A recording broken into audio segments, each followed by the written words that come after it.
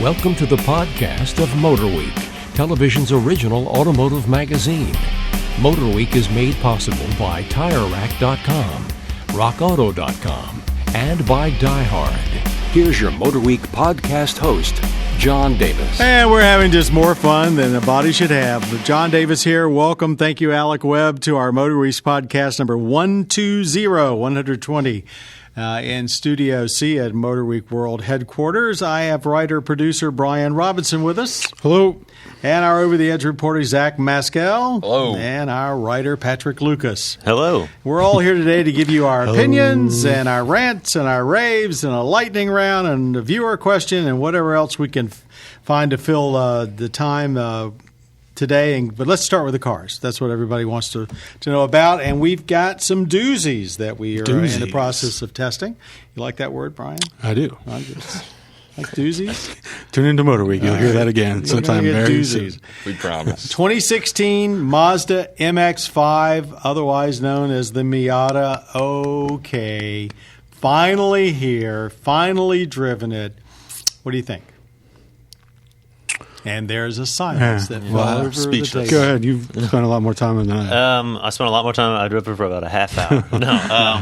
I thought it was awesome. The look is...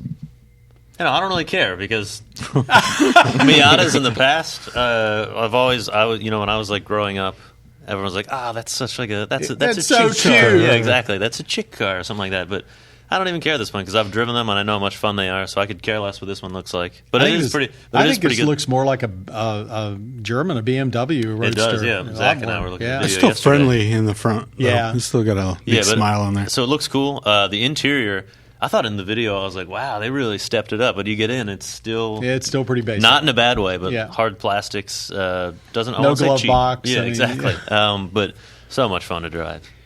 As an owner of the first generation car, I got in it and I felt instantly at home. I mean, the round air vents, the basic T dash layout, the little glove box area behind the seats. I mean, you looked at it and said, they really have stayed amazingly true to the formula. Not that it drives like a British Roadster from the 50s and 60s at all. But I will say, compared to my long-ago car, much more solid chassis. And even though we complain about not having a lot of power, a lot more power than the early Miatas. Great little shifter that falls to hand. Light steering didn't seem to bother some of you guys as much as it did me. I did. That was the only thing I noticed like right away was the steering kind of almost went dead when I was going through turns a little bit. It's electric, and we all know everybody's going to it. There's a little bit of feel, but I just thought it was too light. Now, Greg, who drove it at the track, he thought it felt pretty good. Well, he was probably going at faster speeds Yeah. and pulling some more G's. I was just kind of cruising around back there. I also remember a bit thicker steering wheel that you could grab onto. But, I mean, this is pretty nitpicking stuff. It's a great little car. You just love getting in it and driving it. Definitely not as back to basics as it used to be. They got a lot more creature comforts in there now. The big touchscreen sitting right on top of the dash. But, Which yours truly kept punching and it did nothing. So I didn't think it was a touchscreen there for a You while. just got to sneak that one in. Well, a little ignorance is bliss here. But when I saw it in person, I had seen it obviously at the auto shows and everything. I think it surprised me that it looked actually better on the road than it did sitting in a display. I just love getting in there and then just reaching up and folding the top back like it's great nothing. top And you're like, mechanism. why would you put a power top and spend all that money and wasted space when you could just design a top that's this easy to operate? So Yeah, and they have it does roll the windows down a little bit automatically, so it gives you a little bit of help. But yeah, I mean, it takes 3 seconds to lower the top and slap it into its spot. And the trunk is much more useful than it used to be. You think so? Yeah, I really did. I thought it was. I got tested it with a couple of bags last night and thought, I know for a fact I couldn't have gotten this into the old car. So it's still not much. I mean, you're still. So I think the numbers, I was trying to confirm that. The numbers say that it's actually smaller. It looks The deeper. smaller wheelbase. It seems a little deeper. to me. I think it's shorter and wider. Yeah. I'm talking about the trunk specifically. specifically. The old car and the previous generation seemed to be very height challenged in the trunk. So it might not have more space, but it seemed to be like you could get stuff down into it. But that was just an impression from last night. This is a lot of focus on the trunk. You open the but People got junk in the trunk. Let's go to the other end. You open the hood, and what do you see? You see a real motor, no plastic covering, 4 spark plugs, wires sitting there on top, and I mean it's like, you've forgotten what a good looking little motor. It's the Sky Active G, and they were able to take out 150 pounds out of the car. I think that's worth mentioning. Mm-hmm. So it's like 2,300 pounds now with the manual trans. 155 horsepower, right? No, it's, it's 150 or 55? It's 155. I think that's right. Yeah. Which felt, compared to my old car, felt terrific.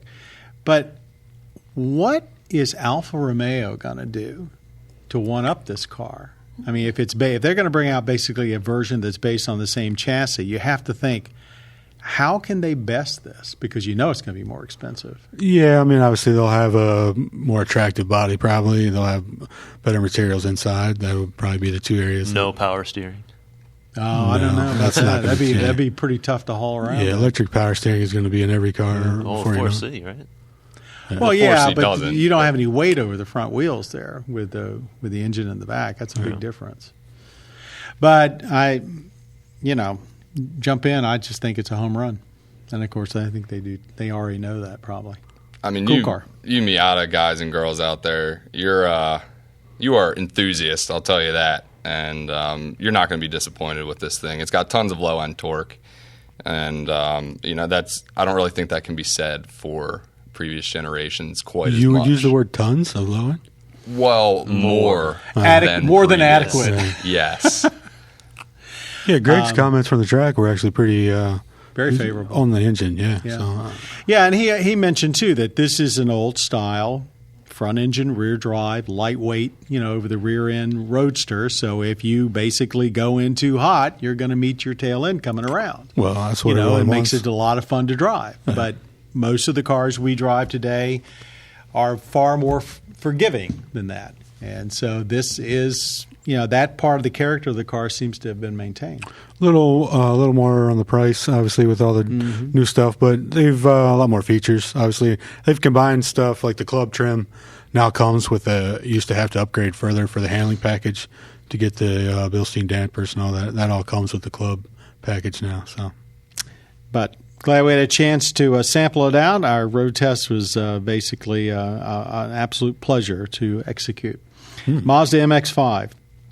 Okay, moving on now to a car that Zach has just Zach has just come back from the West Coast to have a sample in. Our friends at Mitsubishi are still at it with another Outlander for 2016.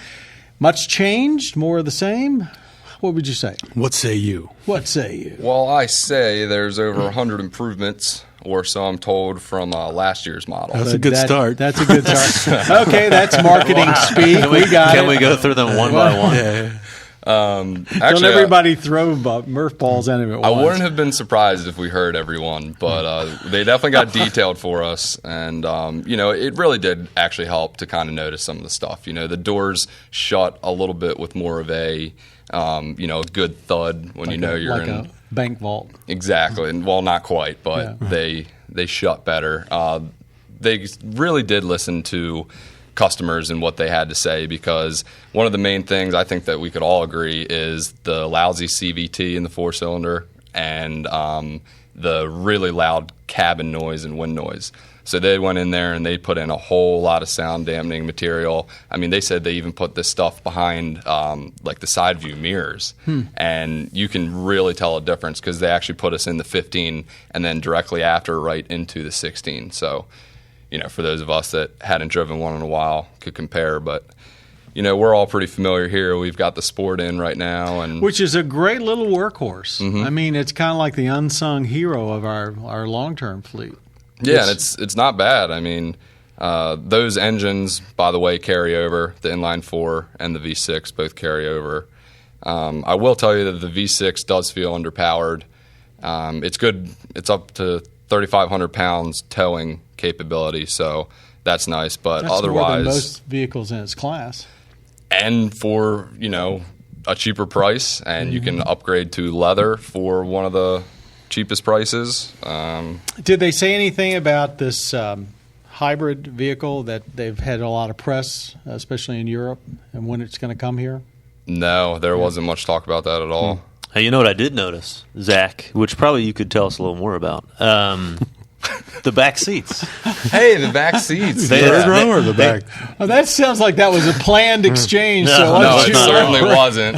The second row, I noticed it was almost like the Honda Magic seat Oh, kind Magic of thing, seat. wasn't it? Yeah, really? the third row, really nothing's changed because they say people aren't going to be using that often. But second row, yeah, it's just one pull, two pull, three pull, it's down. So, it just took me a couple seconds. But last year's model, there was like certain levers underneath the seat and this and that. But now there's just a couple Simplified. Right, and the cushion. How is that like the Magic seat seat? cushion folds forward, and then the seat back. That's not at all like the Magic seat. It isn't. No. I don't know. That's actually old style. That's just a poor- very yeah, old that's- style. yeah. But it does give you a I'll flat. show myself out then. But that does give you a flat floor. Yeah. Yeah, It does. that's the nice thing about that. I mean, that's a style of seat folding that's pretty much gone away, but it gives you a flat floor. Yeah. Do you have to remove the headrest? No, when There you we go. pull on the lever. that's even better. Or it's not even a lever. What would you call it? It's just like a strap. Yeah, Strap. it's just a strap. You just pull on the strap, headrest goes right down, and then your next step is the bottom. The bottom goes up to the driver's seat, and then the whole back folds right down. I think and then instantly somebody's got a similar. Is it the RAV4 that is a similar? I'm sure Or there's maybe it somebody is the has. CRV. I don't know. But that was at one time kind of like the standard. So way what is the to Magic fold seat seat. then? The Magic Should we seat- talk about that seat later? folds up. Well, the seat cushion folds up towards the back. That's what. Right? so, so you you can have- get large things, tall Through the tall side. thin items in Okay, through the okay. side. No, not the seat cushion folding towards the front. Yeah, So you fold this it goes back. the opposite Right. way. Yeah. Okay, all right. I see. And so far, I don't think anybody else has adopted. Probably not allowed to. Okay, so They Mitsubishi could call it the Outlander. illusion seat. It's amazing to me that Mitsubishi has remained in the market. I know that a lot of people are very sad to see their car-based vehicles go away, and especially the young performance crowd. They're- Yeah, I mean, the Evo, Yeah, they're that only. car is just a huge They're not- cult vehicle. The car-based vehicles aren't going away, right? They just put out the Mirage, right? Well, they put out the It's been Mirage, selling like there's, hotcakes. but there's not going to. My understanding is there's no new Evo in the works. Did No, anybody say anything? they're only going to be making like 1,800, 1,900 of them Yeah. around September, and then that's it. And then that's it. Right. So we're pretty sure. So the Lancer is gone, basically, that's based on. Right. Yeah, at least in this country. For now, we'll it see. looks like they're concentrating mostly on the SUVs or the crossovers. Okay, let's moving on to a car that really isn't a crossover at all in any stretch of the word. The 2015 BMW 2 Series Convertible. One of the rare four-seat convertibles I feel like we have in. talked about this already. Didn't we talk about this the already? 228? Yeah. Where Didn't have you been? drive it? I drove it. Yeah, we talked about it on the podcast. Oh, did we now? I think Yeah. we talked about it a little bit, but before we actually had the car in here, I think we talked about it after the preview. Any impressions? I mean, this car has been it's pretty familiar to us now. I was surprised how roomy it was. I mean, this is still basically the 1 Series reborn. Yeah, I haven't spent a whole lot of time in it, but I enjoyed the time that I spent in it. It didn't seem over the top for BMW at all. It almost, to me, feels, well, the 2 Series in general, 1 Series, whatever sub 3 Series you're driving these days, feels to me like everyone thinks the 3 Series should feel. I mean, it just has a great, very natural, I wouldn't say hardcore, just a very natural feel. Just Good balance. Yeah, it makes you enjoy driving it. And the thing, it starts at like 38, which seems great, but then Ours ours is what, 50? 53. Yeah, and it's like It's a lot of money. I got spoiled by the M235i we had in. Yeah. So I don't know. Nothing else in the 2 Series lineup. It really lives up. Well, to you that can for get me. an M235. I know. I'm Yeah, just yeah. saying. I'm just saying. This was a 228, 228, which okay. I thought was plenty of power. It's like I did too. 240 Yeah, I horse. mean, I'm not Yeah. doubting. The power was fine, but I just didn't. It didn't feel as substantial. You as can I only wanted it get to the be. automatic in the 228, though, which I think is Yeah, a it's a huge bummer. mistake. Yeah. And you can get all-wheel drive if that matters at all to you. But, I would love to see a 228 manual. I think that'd be the ticket. Okay, BMW 2 Series, a little bit bigger than it was before, a little bit more room in the back seat, a little bit sharper styling, part of the BMW's new numbering system of nomenclature. I thought it was a very nice looking car. Your over-the-top comment, not being over-the-top, was well placed. It's like one of the few BMWs I've seen lately that just wasn't polarizing. Yeah, good looking car. And the steering doesn't feel synthetic. The whole car itself. And thank you for a good, well-working cloth top, just like the MX-5.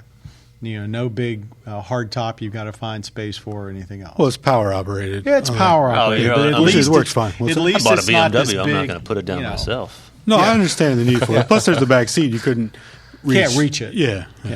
But at least I like hard top convertibles, but there's so many compromises with space and everything else. Yeah. And it's pretty quiet underneath that cloth, too. I thought so. The rear seats are best for luggage unless you really want to punish a couple kids back there or friends. Yeah. It's better than it was.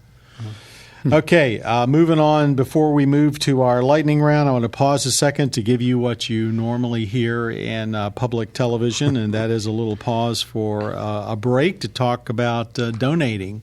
In this case, if you're in the Chesapeake Bay region, our Maryland Public Television area of Northern Virginia, Southern Pennsylvania, Delaware, or Maryland, of course, we'd like you to think about donating that unused vehicle to MPT.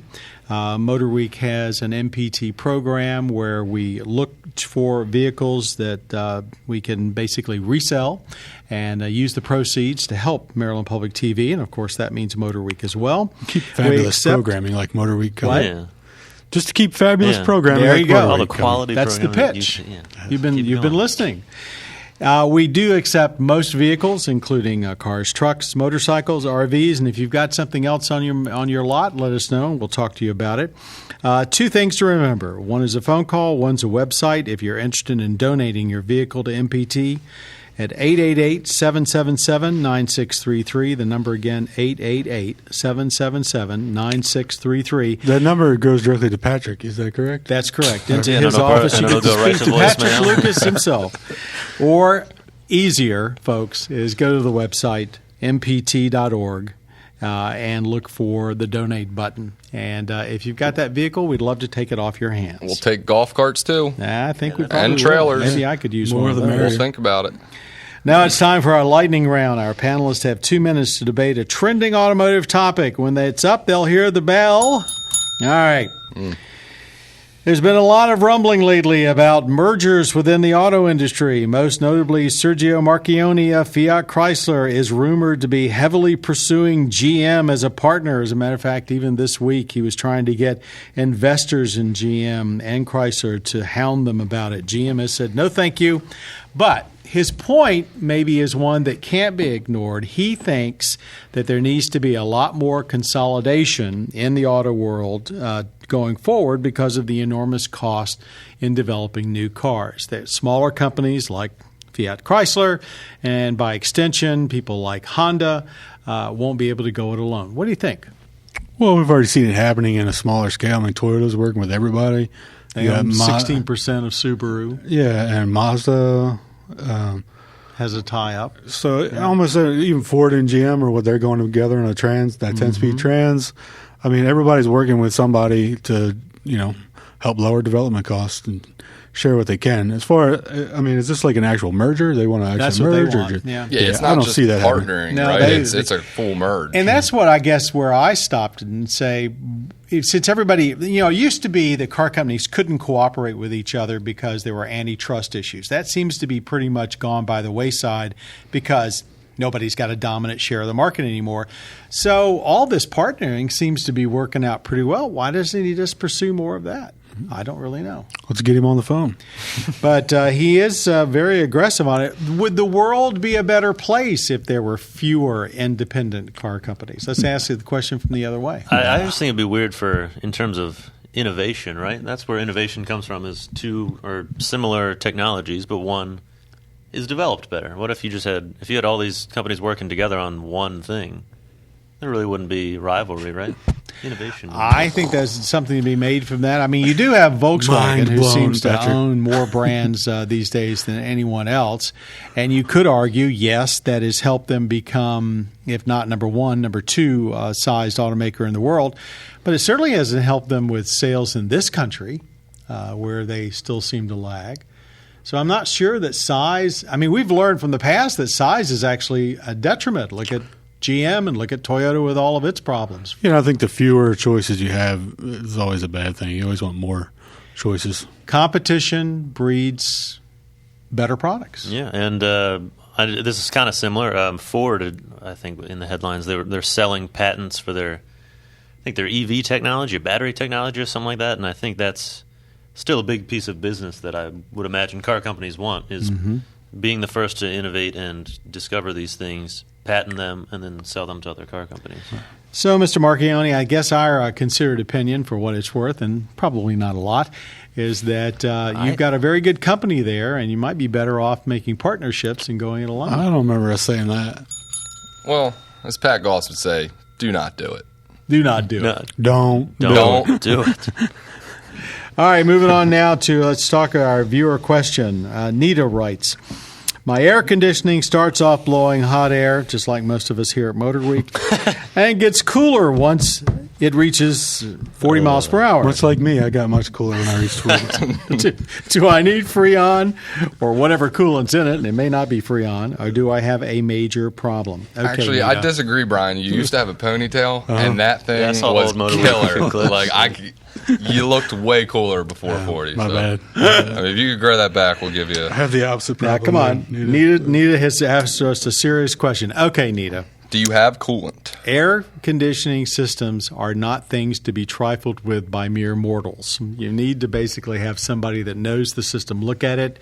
Chances are you might be just low on coolant, but it's really difficult to tell, and there's a lot of do-it-yourself kits out there. Yeah, you mean that as seen on TV, coolant refill spray can, that doesn't work? No, it does work under certain conditions, but the problem is, and this is basically Pat Goss talking here, is that if you get too much or too little coolant, you basically can cause the system to not function properly. And those cans, while they have some limited capabilities, only measure one side of the system, the low side, not the high side.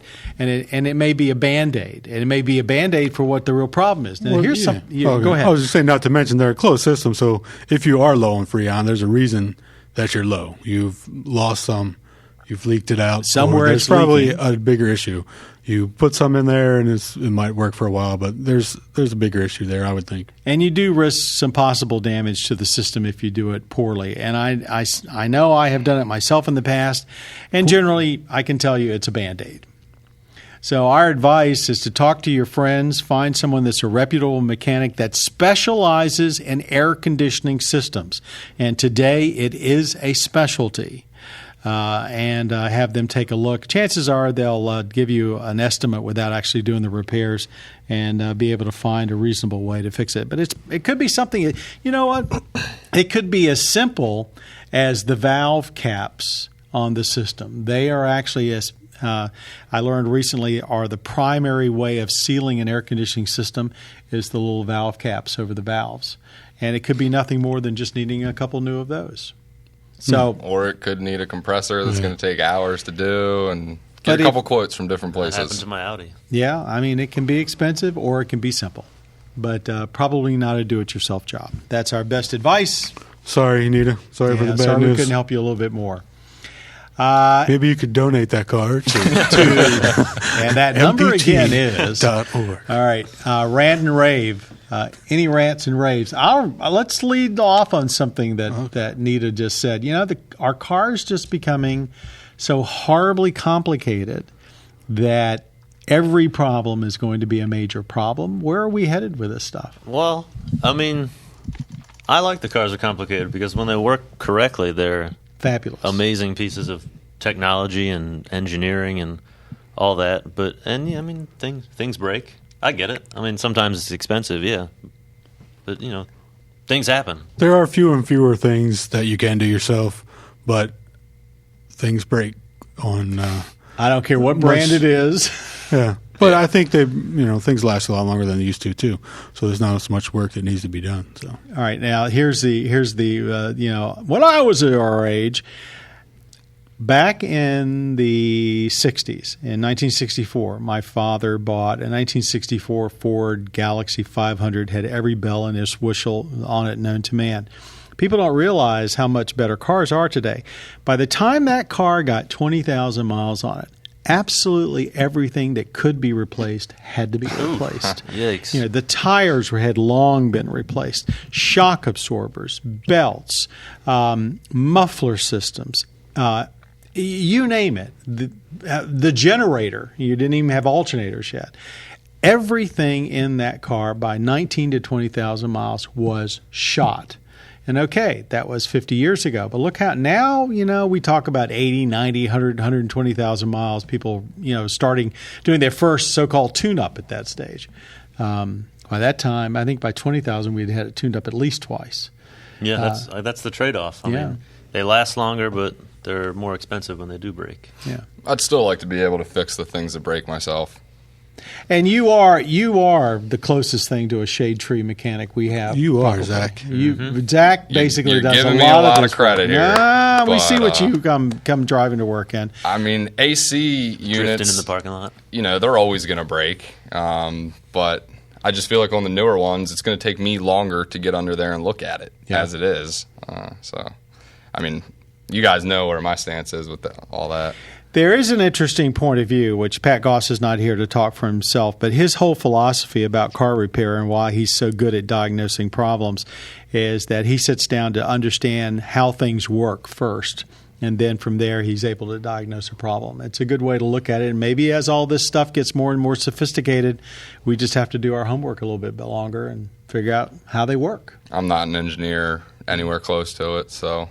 Well, just count me out. I'm not so sure being an engineer helps. Look at how much work and money, you're talking about the mergers in the lightning round. Look how much money goes into developing all these technologies. Way to tie it all together. Exactly. You expect that's what a good writer does. Exactly. Right? You expect to sit down and understand what's wrong with your car in like an hour or a half hour. Yeah. People are not experts at your job, so why should you think you've got to be an expert at theirs? There we go. I don't come to where you work and knock the corn dog out of your hand. Sounds like a good place to work, Give me though. back. I think that's a good way to wrap this one up, too.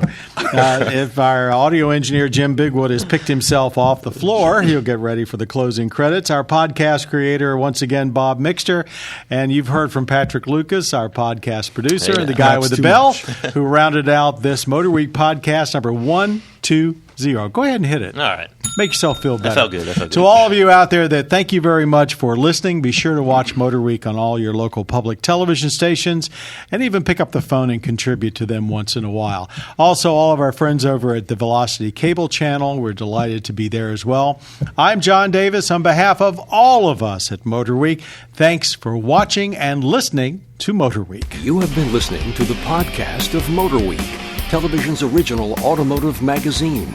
MotorWeek is made possible by TireRack.com, RockAuto.com, and by Die Hard.